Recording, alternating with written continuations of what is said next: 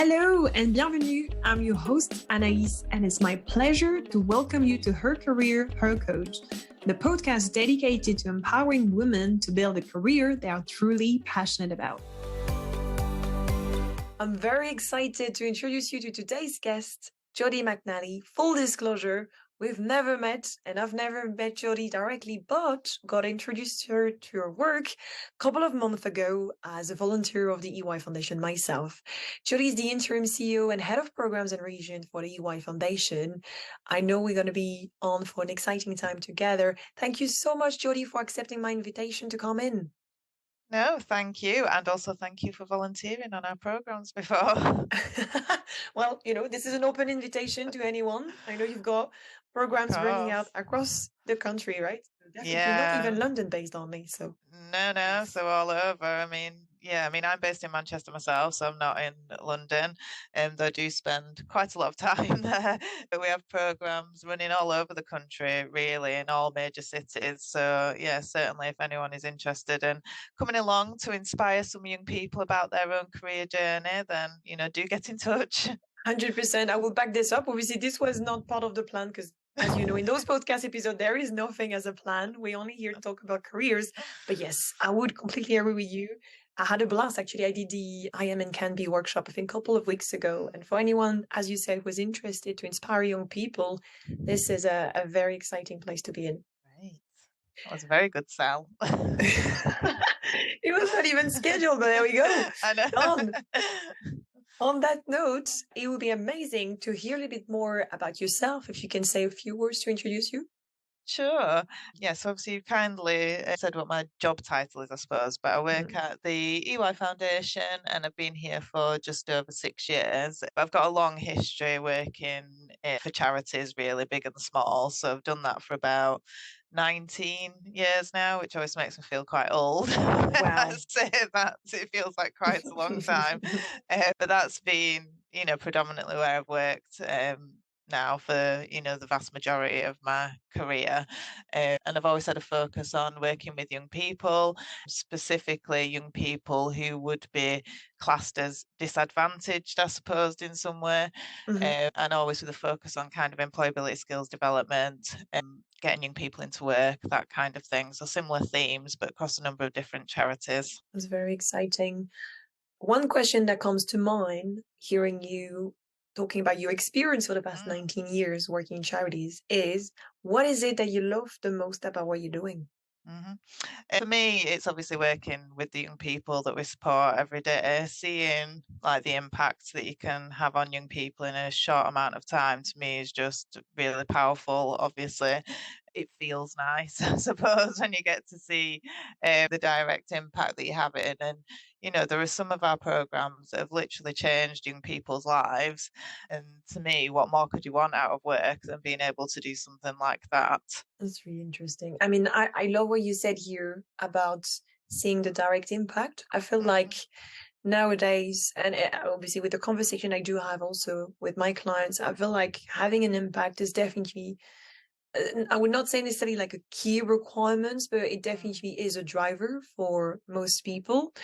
And I'm just curious to know, would you say this has actually been something you've been able to measure throughout your entire career? I know we need to talk about achievements and challenges in a minute, and I know you've made also a couple of changes, and we need to talk about you following your purpose. But yeah, definitely keen to have your take on that. Yeah, I think it depends on where you work as to how clear the impact is. For a lot of charities now, they work to quite sophisticated impact frameworks that show the evidence, I suppose, in terms of exactly how you've impacted a young person. And it's not always like a hard measure in terms of, you've got them a job or that sort of thing. It can be softer measures. And for some people, that's still really significant. So, it could be that they've got like a big increase in confidence, which, things like that I don't think should be underestimated. I don't like the whole soft skill, hard skill kind of thing, because for me, like, soft skills actually are the hardest things to get right. Do you know what I mean? It's quite hard to master all of the things that fall into the soft skill category, but I think that they can be swept under the carpet a bit.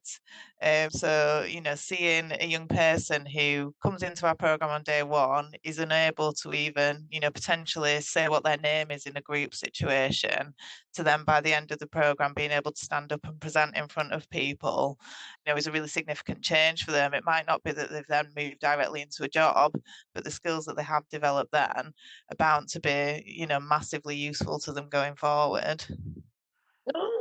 I mean, I'm definitely going to record that and extract that, because I don't think we talk enough how much it is important to focus on the soft skills. Again, I love, and I think you've got a very unique perspective through the work that you're doing, because obviously you work with a lot of young people.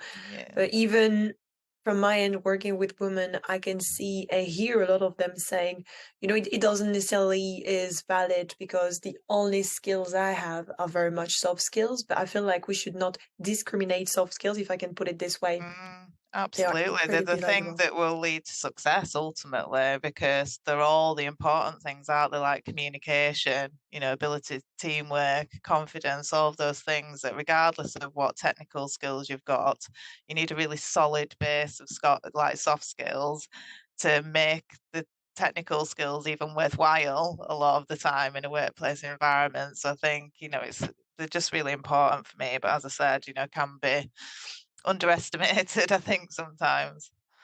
Absolutely. So here's to soft skills not being underestimated. Yes.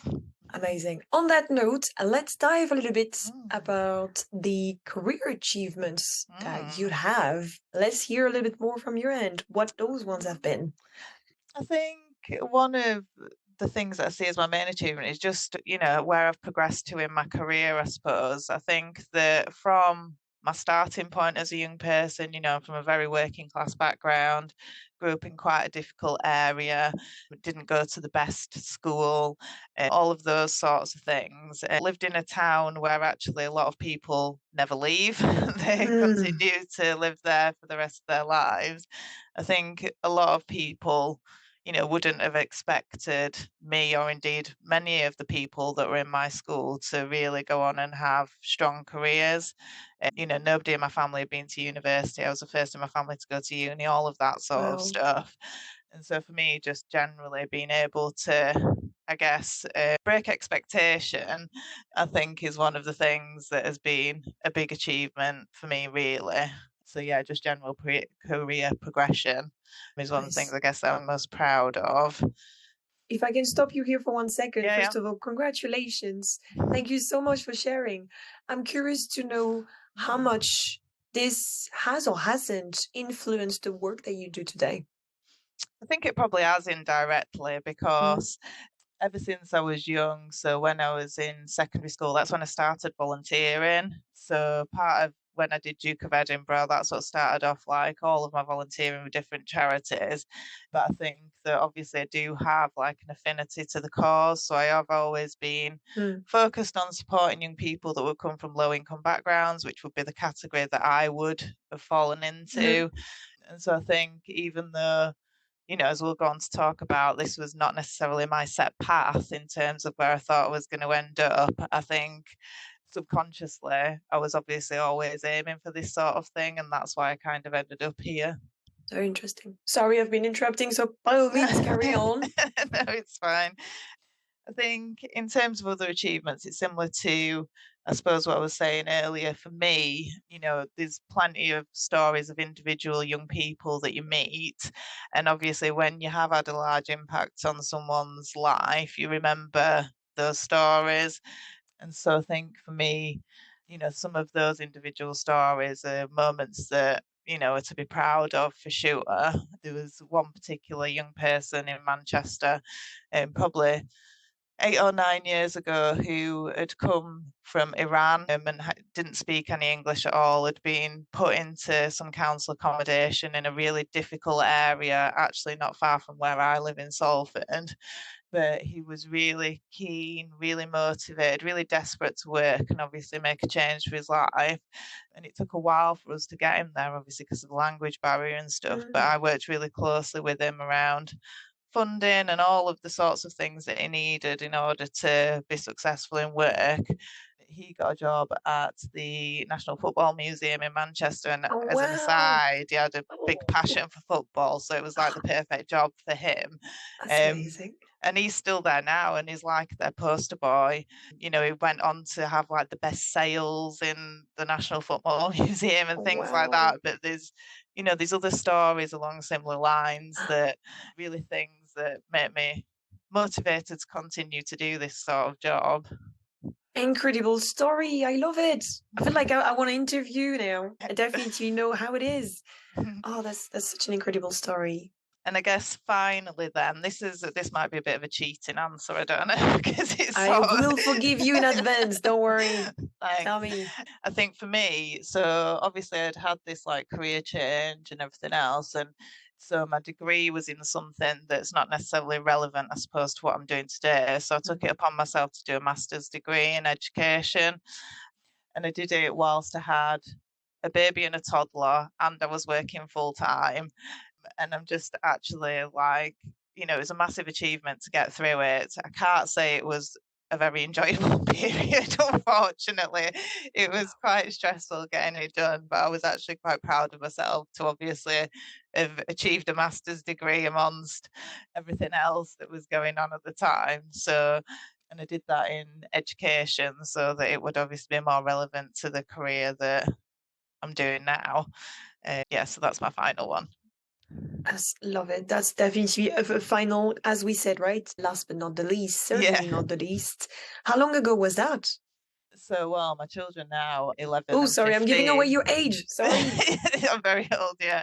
My children are 11 and 15, so it was probably, a while ago now. Probably Killian was a baby, so I reckon it was probably about 8 or 9 years ago. Wow. I mean, I'm not sure if this is something you also wanted to share with us as Mm, part of the career challenges, but if that's mm, okay, I just want to ask a follow-up question on mm. what you've just shared here. How did you make it work? Is my question. Probably badly, if I'm being honest, at the time. It was obviously, I think if I'd have done it now, I would have probably found it a bit easier because obviously flexible working and everything like Mm, that. I'm spending more time working from home, but obviously back then working from home wasn't really a thing. So I was in the office with a commute and all of that sort of stuff as well, full time. So I spent a lot of time doing Saturdays, really focused on trying to get that done, but obviously being wary as well that that was really one of the few days I got to see my children mm, during the week. So I tend to just really blitz it on those days to try and obviously get it done. I think doing obviously like the dissertation was like the most challenging part because that was obviously an extended piece of work, yeah. and throwing into the mix, like kids and pets and various Oof. other things. And It was full-time quite, job, yeah, in a full-time job. I was probably doing quite a lot of things, but probably not very well at the time, I would say. but you still made it work. Yeah, Congratulations. thank you. Amazing. Let's have a look on the other side, shall we? Hmm. Yeah. Career challenges. So I think for me, one of the things that's important to me is obviously that my values are really strongly aligned with obviously the organizational values of wherever I'm working at the time. And I think that, there has been the odd occasion during my career where there's been a bit of a mismatch there. And so, that's when I've had to take difficult decisions about whether it's time for me to move on and work somewhere else. Because for me, it's quite hard to work somewhere where there isn't that fit around values. Mm, So I think, that's created, I would say, some challenges over time. So that would be, I think, one of my main ones. I think sort of also linked to that, I think when you're working in the charity sector, obviously there's always funding as being a yeah. main driver or an issue. And so, a lot of charities are forever going through restructures or periods of change around staffing and that kind of thing due to either funding being cut or things like that. And so having to have obviously those sorts of difficult conversations, I guess, with other members of staff around, redundancies and changes and that sort of thing is never a nice thing to do, Mm, but is quite a common thing that you have to get used to when you're working in the charity sector, particularly if you're obviously working for smaller charities, because funding can be quite precarious. Mm. So I think those have obviously been challenges, I would say. And then I think the final thing for me, and something that's not unusual, and I'm sure you've heard a lot of, is just around like general imposter syndrome. Like Oh, when yes. Yep. it's just a common thing. I think for me, I've still got the whole like regional accent thing going on, which sometimes depending on where you are and the setting that you're in can be, I guess, an unseen barrier. People make assumptions based on what you sound like. Mm. And there's no way I could get rid of this accent, even if I tried. And it's part of No, your identity. I mean, who am I to say exactly. anything about accents? So, yeah. Yeah, exactly. But people can still make assumptions Hmm. about what that means.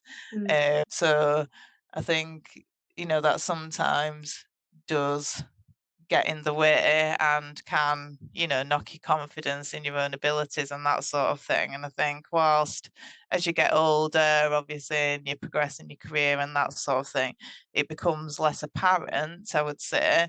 There can just be certain things that happen that bring it right back to the forefront again. So I think it's just, and as a woman as well in a senior Mm. position, obviously, and all of those things, it feels like that can be a bit of a continuous battle. Okay, we need to unpack so many things that you've just shared. Thank you again for being just honest and transparent about your story so far. Yeah. Regarding the first one that you've shared when it comes to the values, again, Mm. definitely a topic that does come a lot on the table. Mhm. I mean, even me personally, I remember when I started, I knew there was something that was just not working for me. I knew that there was something in terms of the values that I hold close to me personally Mm. that wasn't aligned with the work I was doing, but it was hard for me to exactly pin it down and make the changes. So it took me a couple of Mm. years, I'm not gonna lie, to understand what were my values and how I could actually own to them and build a career around them. I'm curious to know, how did it go from your end? How did you navigate those career changes to actually further align with yours? How did you discover your values as well? I'm curious to know, how do you unpack the whole topic? Because it's a big thing as Yeah. well. Yeah, it is.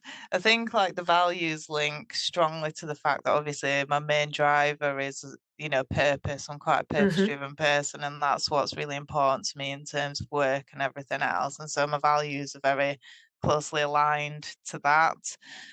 I think it's not easy when you have to make those decisions about, somewhere potentially not being the place where you'd be happy staying.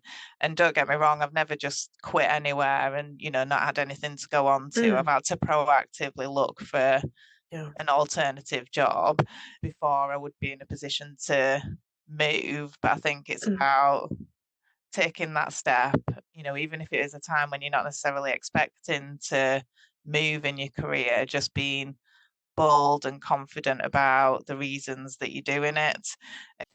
And, doing a lot of thinking about it, because I think sometimes with all of these things to do with values, it can feel a bit like, the grass is greener sort of syndrome. True. So, but being, clear about where there's misalignments and just being sure that obviously that, and if you are going to move somewhere else, that their values are more aligned to what will ultimately make you more comfortable and happy in work. Love it. Very practical as well to follow. Thank you very much. I think it's something that we also sort of touch base when we first met and we talked about you coming on the show, is the fact that, like you said, you've always been someone who has owned on to the fact that you are very purpose driven. And I love the fact that you've been able to follow that through, but like you said, not in a way of making, let's say, risky choices, or just, following that for the sake of following that. You've also obviously made sure that you've made the right decision and changes, whilst making sure that you are not necessarily, making rush decision, right? I feel Mm. like, curious to have your experience on that. Sometimes it's pretty hard to find the balance between staying true to who you Mm. fundamentally are, but also matching with the different requirements that you might have, whether it's about paying the bills, whether it's about being here for the family, whether it's about, going through, for example, a master degree in your studies and following and pursuing education. So how did you, again, second time I'm asking you this before a different topic, how did you make it work? Yeah. To be honest, like I think now would be easier to make all of those things work. 'Cause I think Mm, that as a potential employee, people demand actually a lot more of organizations now than they probably did when obviously I was looking to make the change in my career. People are a lot more interested now in obviously organizational values, flexible working, mm, support to the community, ESG, all of these things. Whereas obviously back then, even though it's not a million years ago, those things certainly were not really on my mm. radar. And so my negotiating power was probably quite weak at the time, if I'm being honest.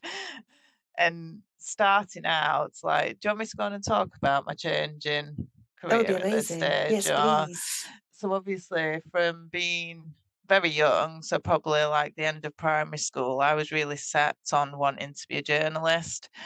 So I loved, creative writing and all of that sort of stuff. It was a real passion for mine. And I did that obviously all during, school and college and those sorts of things, and went to university and did study journalism, and then did become a journalist, working for a range of women's magazines, some of which are still around, some of which do not exist anymore. Mhm, Living in London, obviously all very exciting, enjoyable. It wasn't that I didn't enjoy it at all.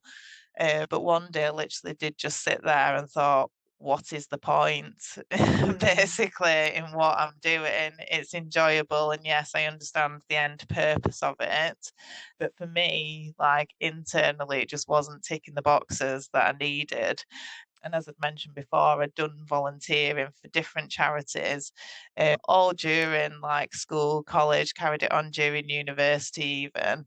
And so that's when I decided, well, I'm just going to go and do that instead. mm. Yeah. And I think I was fortunate enough because I'd obviously built up some experience through volunteering that gave me enough to be able to get my first job in a charity, which was in London. But obviously, everyone around me thought I'd lost my mind. Like I'd spent all of this time, Yeah. studying for something and doing it, and then to just sort of quit and be like, I don't want to do it anymore, and to move into a job that, so it was for a small charity and it was in London, and my salary was very low. I would Mm. say only just about enough to survive on living in London at the Wow. time. So people just wondered what had gone on.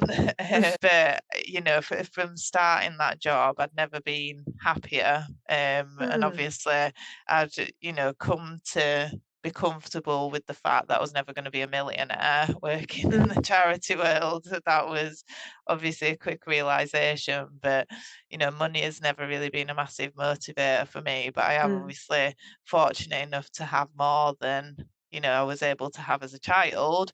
And so for me, that feels like I've won the lottery. Do you know what I mean? absolutely. So that was, not really a big motivator for me, but you can understand why obviously people looking from the outside in would be like, why have you made this massive Mm, decision? Because journalism's so hard to get into as well. And I had to do so much unpaid work experience whilst I was at university to build up obviously my contacts in that world. And it was actually through those contacts and the unpaid work that I was doing that I actually got my first job. Now, ah, obviously, being a student, no one can afford to do things for free. So I did actually have two paid jobs as well that I was doing wow. so that I could afford the travel to London from where I was living in Surrey to do all of this unpaid stuff. So I worked in a few retail stores. I worked in Argos and I worked in Peacocks. Those are my two Mm, university jobs that it gave me the opportunity then to be able to do this other stuff for free. a very humbling story, I have to say. I don't even know where to start or what to say. I'm just very grateful that you shared it with us.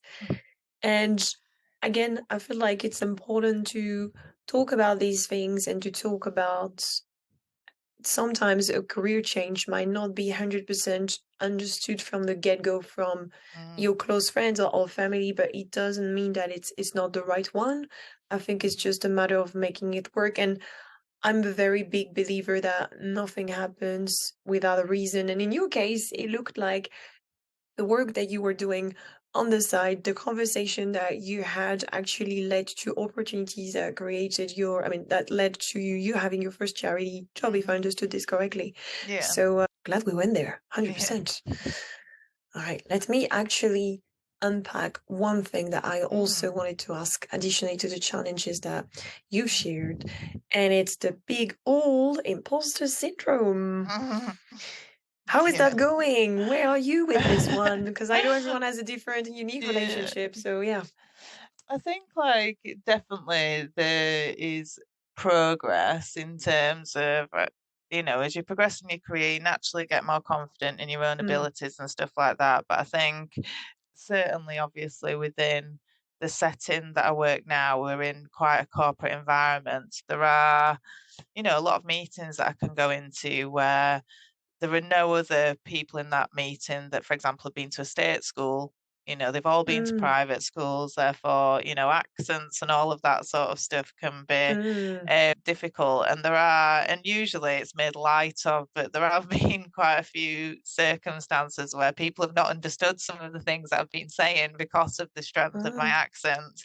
Oh. So, and it's again other people that maybe from like a similar area of the country to me, but my accent's just so different that they find it quite hard to navigate. So I think that's when then obviously like that imposter syndrome can come in, particularly I suppose when in my role do quite a lot of external facing stuff. So, talking at conferences or Mm. whatever else. And so then, a natural paranoia can slip in when you've had these experiences, I suppose, where people haven't fully understood you before.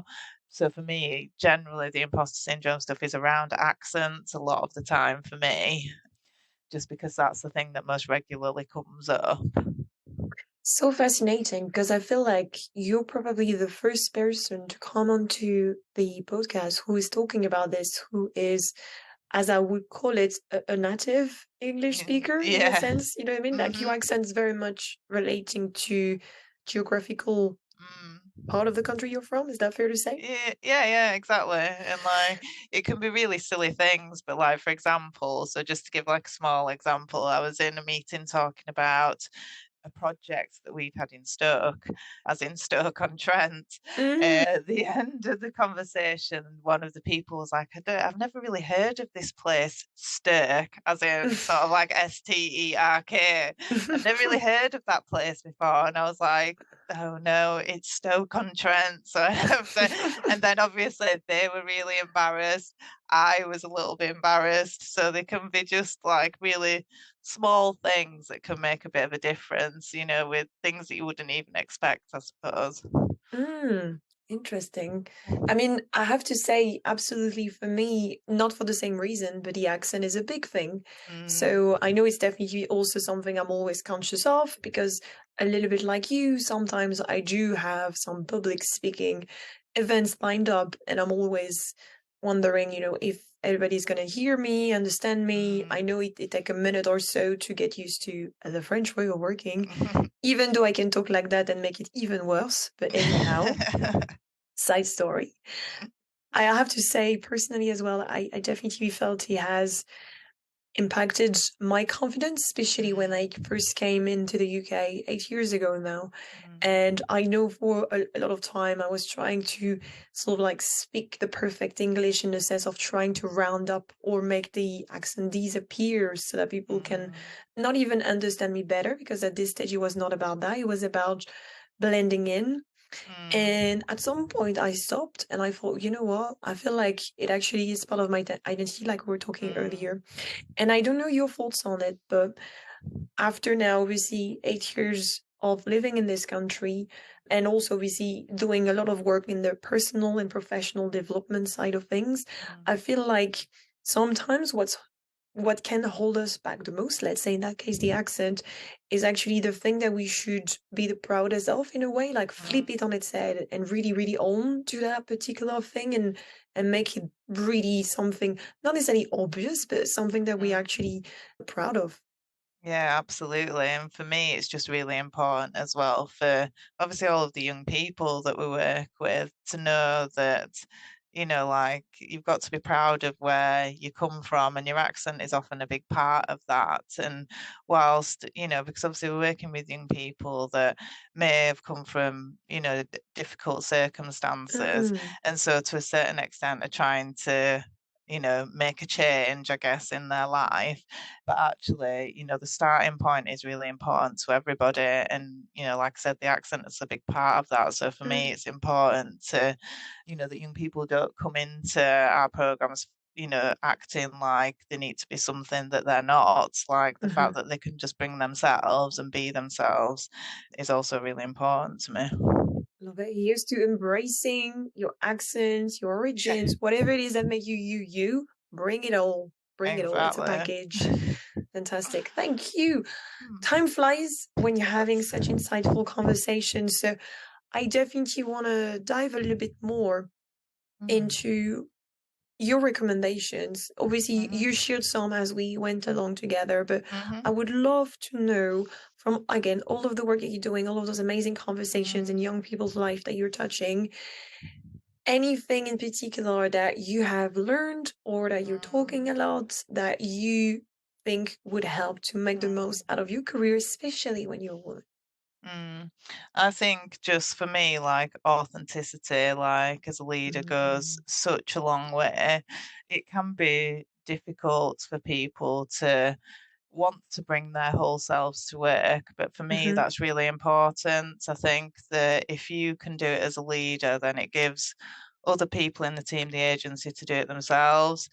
And that's what builds a good team for me, is everyone bringing their whole selves to work. I think, well, for a start, I think it must be exhausting to not do that, in terms of to try not to. But I think personally for me, that is the main thing that's really important, I think. And so it means that people at work know a lot about what's going on outside of work for me as well.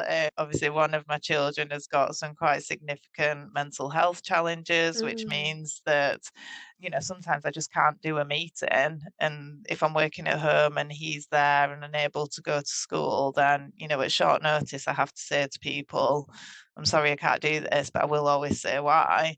And I think as well, like it gives people then, they feel like that they can also be honest about if they've got things going on in their life. Because whilst work is always important to us, so is home and the life that you've got there. And, Mm. in this day and age, there's just so much that can go on outside of work. And I think people need a real appreciation of that. There's no point in sort of people forcing themselves to be in work if they're not in the right place to be there, because there's other things that need to take priority.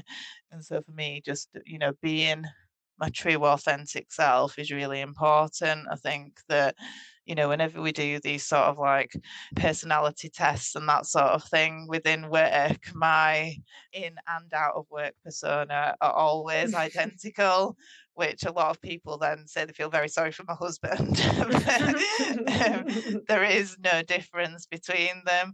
And so, yeah, that's my main advice, I would say. If you feel comfortable to do that, then I think being authentic, it drives, confidence in you from other members of the team. People trust you more, and I think it really helps you develop deeper relationships with the people that you're working with. And ultimately, you spend more time at work than you do at home, so it's important for me to have really good relationships with people that I work with.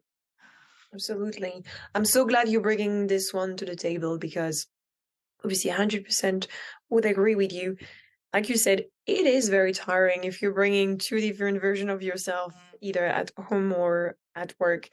And Mm, I would also say the way you see it is if you're bringing your whole self to work, then there is a high chance that you're not only sort of compartmentalizing your life and what is nurturing you at work, whether it's the work on its own or the colleagues, the relationship that you're building its own, is nurturing you as a person wholly, if I can put it this mhm, way. And I feel like this is priceless.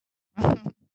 Absolutely. Absolutely. Mhm. Any other advice that you'd like to share? Don't think so. I think that that is the main thing for me, and just that Like, I always have a thing like your best is always good enough. Do you know what I mean? No one can ask Yeah. more of you if you're giving something your best shot, even if something doesn't work. Like, like give it a go. That's my main thing. So I think, as long as you're giving it your best, then everyone should be happy with that.